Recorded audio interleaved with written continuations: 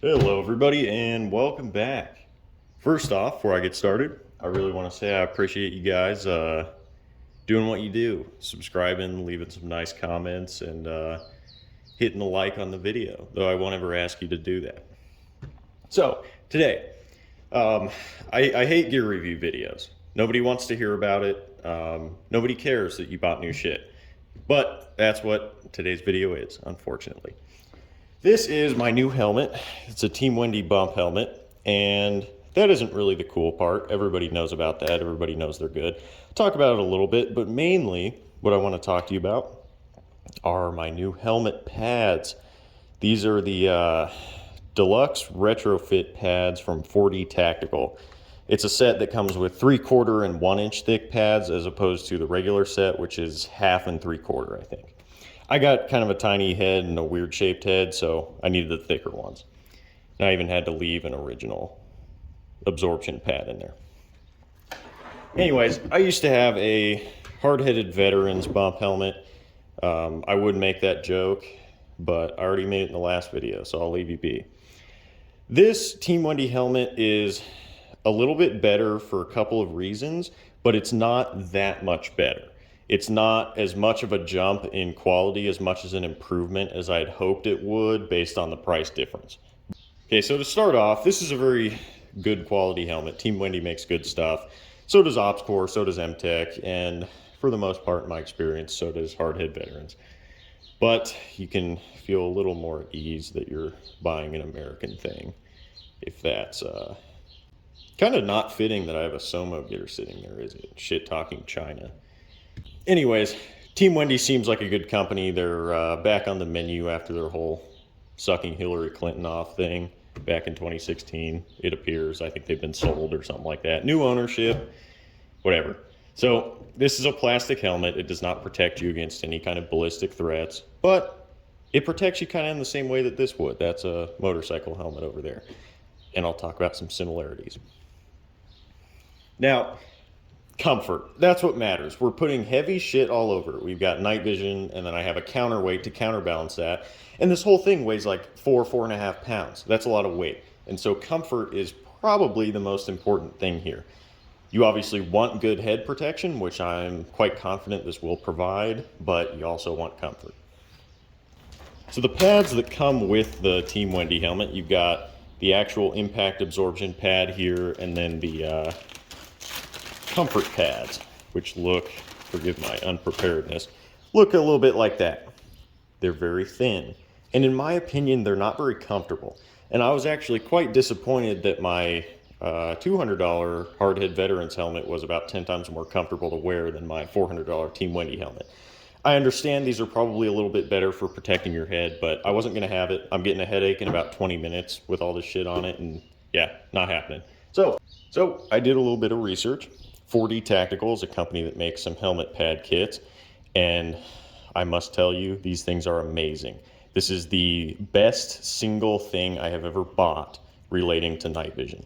I can wear this for many hours comfortably without even noticing it's on my head, especially when I've got about the heaviest setup you'll ever encounter for night vision, save for maybe if I mounted a Kodi on here or something like that. But the difference these make is amazing, and I would absolutely buy them. Please buy these. If you've got a helmet and you put shit on the helmet, it is worth the price. This is a good product. It is so comfortable. And will it change your life? No, but it'll come pretty close. Back to the bullshit. One slightly unfortunate feature, I guess you could call it, anti-feature maybe, of the Team Wendy helmets is their proprietary rail systems. This is the Rail 2.0, and you can now get a Rail 3.0, which is kind of like this, but it's got a little Picatinny section on the front for mounting their face shield. I don't know what the 1.0 looks like or if it even still exists, but it's kind of hard to get accessories to mount to this, at least compared to the arc rail that OpsCore makes. But it certainly can be done, and the market's grown much larger for this brand. So probably be able to find what you need to mount some stuff. It just might cost you a little more money. On another little note, Team Wendy has the absolute best suspension and retention system that I have ever worn or seen. OpsCore has the Ocdial, which is only a shitty complement to their already shitty styrofoam pad arrangement. I would, if you have an OpsCore, absolutely replace the pads, but I would still replace them if you have a Team Wendy. This dial is pretty cool. A lot of you probably know this, and if you already do, forgive me. All you got to do to tighten it up is just twist it clockwise, and it's got a little cam dial that cranks these cables down here. And then to release it, you just pull out and it comes free. Now, you don't usually need to release it. Once you adjust it to wherever you want it, you can still freely take the helmet on and off, but I got to tell you, that makes quite the difference. The OpsCore OC dial is worse in the way that the adjustment increments are much larger, so really you end up with too loose or the next click being way too tight. And then Hardhead Veterans has this add-on thing, which of course doesn't come with the helmets. They call it, I think, the snapback retention system. It's a little piece, just like you'd see on a snapback hat, hence the name, that runs through this rear pad. And then it's comfortable, sure, but you're in the same boat of problems as you are with the OpsCore one with adjustment issues. And then the Team Wendy has this little piece of V-shaped shock cord on the rear that you can use to fasten your counterweight pouch in place. Because if you've got dual PVS 14s or something heavy, you got a lot more counterweight and it wants to flop around and peel off that Velcro, so this is quite handy. Speaking of bungees, I have installed these little hooks. You can get a pack of for like $5 from the Golden Shores of China. Amazon will, some stupid idiot will bring it to your door in 25 minutes.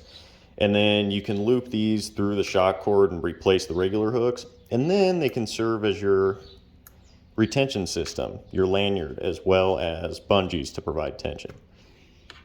All right, you guys, that is the Team Wendy helmet and some things to think about regarding helmet setup for night vision. Now, a couple closing remarks. I've got some video ideas, a couple things coming. One of you said that you would like a video on DIY collimation of night vision devices, and I can do that, but I'm having a little trouble getting good imagery for that video. I'll need to up my editing skills a little bit to make that happen. So once I get there, you'll see something like that, but it might be a little bit. I just don't want to be talking the whole time.